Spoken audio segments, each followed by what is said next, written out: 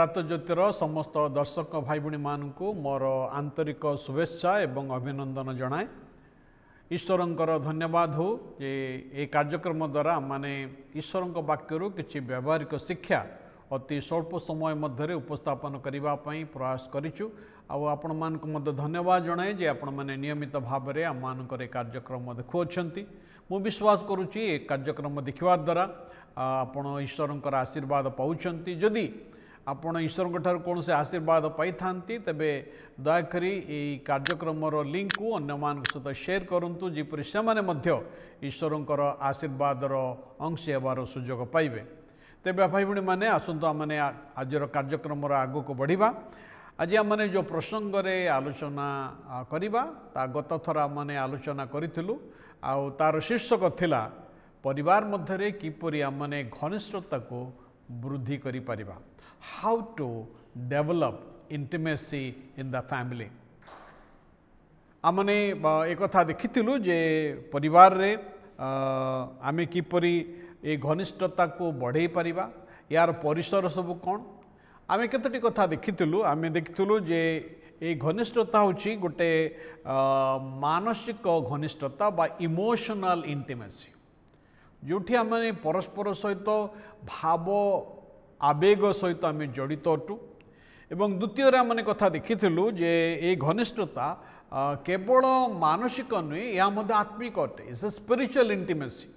आमे जेते अधिक प्रभुंकर निकटवर्ती हवा जेते आत्मिक भाव में आमे वृद्धि पाइबा सेते आमे परस्पर सहित आमर घनिष्ठता वृद्धि प्राप्त हम। कारण प्रभुंक सहित आमर घनिष्ठता जिते थाए प्रभुंक सहित संपर्क जिते थाए अन्य सहित आमर संपर्क अधिक बलिष्ठ होता है। एवं तृतीय करे आमे एक कथा देखिथिलु या मध्य शारीरिक घनिष्ठता द फिजिकल इंटिमेसी जहाँकि प्रभु परमेश्वर एक स्वामी एवं स्त्री मध्य एक सुसंपर्क देइछन्ति। गोटे शारीरिक संपर्क रखिबा पई प्रभु केवल गोटे स्थान रे अनुमति देइछन्ति ताहाला परिवार आ परिवार मध्य एक स्वामी एवं स्त्री जेपरि समाने शारीरिक घनिष्ठता मध्य आबद्ध हुअन्ति। एवं तृतीय चतुर्थ आम एक कथा देखिथिलु जे या मध्य बौद्धिक इंटेलेक्चुअल इंटिमेसी आउ ए चारोटी घनिष्ठतार क्षेत्र आम देखिथिलु। आज आम देखिबा जे ए जो घनिष्ठता प्रति परिवार मध्य जो समस्त प्रतिबंधकर विषय आसी थाए आमे परिवार सहित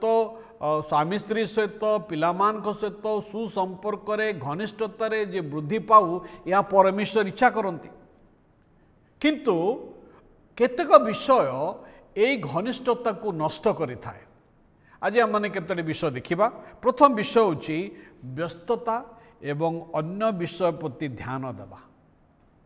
ना। आम जो जगत रे बास करूचु एक व्यस्त बहुल जगत मध्य बास करूचु। आज लोक मान को जदि आप पचारे जे लोक माने गोटे उत्तर देवे मो पाखरे समय नाही मु व्यस्त।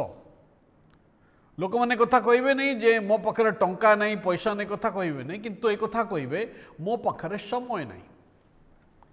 अत्यधिक कार्य जेतला माने समय देई थाओ एवं परिवार प्रति जेतला माने समय देई न थाओ व्यस्तता आउ अन्य प्रति ध्यान देवा या मानकर पारिवारिक घनिष्ठतार बाधा उत्पन्न करि थाए। सेतपई प्रभुଙ୍କ वाक्य गोटे कथा लेखा अछि गीत संहिता 90 गीतर 12 पद लेखा अछि गोटे प्रार्थना लेखा अछि। कौन से प्रार्थना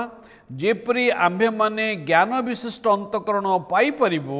एतिपई आम मानकु आपना आपना दिनर गणना करने को शिक्षा दियो। भाई बहन माने आमनकर जगत रे जो दिन गुड़िक प्रभु देइचंती जो वर्ष देइचंती जो आयुष आम को देइचंती अर्थपूर्ण भाव में एक आनंदमय जीवन काटिबा पई परिवार मध्य एक घनिष्ठ संपर्क मध्य जीवन काटिबा पई प्रभु आमठारु अपेक्षा करती।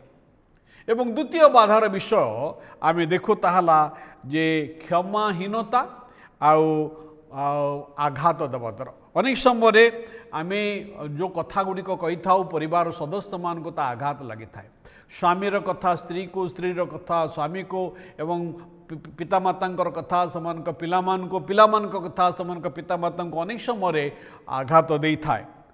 जो क्षत सुस्थ हुए नहीं ताहा मानसिक दूरता सृष्टि करिथाए से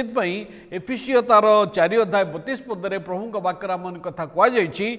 आउ परस्पर प्रति सदय हुओ कोमल हृदय हुओ पुणी ईश्वर ख्रीष्ट तुम मान को जेपरी क्षमा कले सेपरी परस्पर को क्षमा कर प्रभु वाक्य आम कथा कहुई जे आम जेपरी क्षमा देवा अनेक समय आम क्षमा देवाई इच्छा कर न एवं तृतीय बाधा विषय आम देखा ताऊँ आमर कथबार्ता बा जोगाजोगर अभाव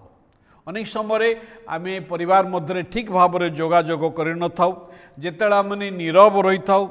नीरवता परिवार रे नीरवता कौन होता है भूल बुझामणा को जन्म दे थाए से याकूब 1 अध्याय 19 पद लिखा अच्छी हे मोर प्रिय भाई मैंने तुमने यह ज्ञात अच्छ प्रत्येक जन शुणवे तत्पर कहबारे धीर पुणी क्रोध करिबारे धीर हेउ ना शुणा एप्रति आम को तत्पर हबार आवश्यकता अच्छी परिवार रे आमे किपरि घनिष्ठता को तैयारी करि परिबा आम परिवार मध्य आमे ए जो घनिष्ठता को किपरि आमने बिल्डअप करि परिबा केतोटी कथा मु कहिबा पई चाहूची ना परिवार सहित गुणात्मक समय एकत्र क्षेपण करंतु परिवार रे पितामाता भाई भौणी एकत्र मिसी गोटे गुणात्मक समय द क्वालिटेटिव टाइम या समय क्षेपण करंतु एकाठी भोजन करंतु एकाठी प्रार्थना करंतु एवं द्वितीय रे स्वच्छता को अभ्यास करंतु ट्रांसपेरेंसी अनेक समय स्वामी स्त्री प्रति स्त्री स्वामी प्रति ट्रांसपेरेंट नुहंती अर्थात स्वच्छ नुहंती आमानकर जीवन में जो समस्त संघर्ष मध्य दे जाऊचु जो समस्त विजय मध्य आमानकर अच्छी जहाँ भी अच्छी आम परस्पर सहित ताको अंशी करवा एवं तृतीय रे परस्पर निमंते प्रार्थना करवा परस्पर प्रार्थना करवा जिते आम प्रभु निकट परस्पर प्रार्थना करूँ आमर परिवार घनिष्ठता वृद्धि पाई थाए एवं शारीरिक एवं मौखिक भाव में आम एक कथा कहवा दरकार जे आम दयार भाषा कहवा आम ए प्रकार कथा कहवा